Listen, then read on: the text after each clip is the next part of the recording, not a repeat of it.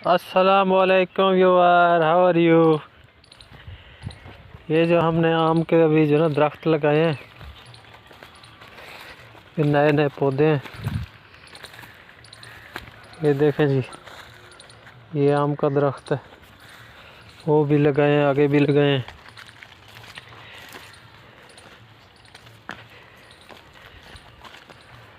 आपको दिखाते हैं जी।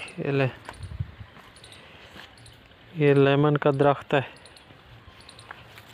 ये आम है। आम के दरख्त ये लगाए हैं सामने, और उसके बाद अमरूद के दरख्त लगे हुए हैं।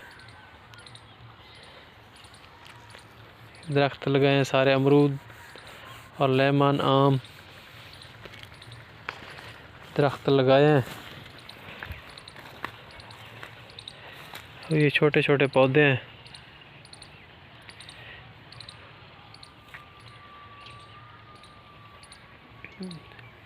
ये हमारा एरिया है,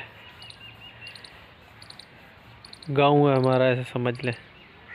आज गांव वाले एरिया गए हुए हैं, मैंने बोला थोड़ा सा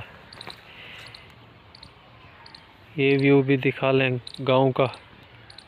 गांव में लोग क्या क्या चीज़ें काश्त करते हैं। ये देखें जी, ये घास लगा हुआ है जानवरों के लिए। ये घास है,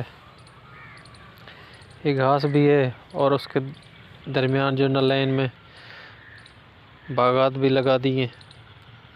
इंशाअल्लाह अल्लाह ताला करम फरमाएगा।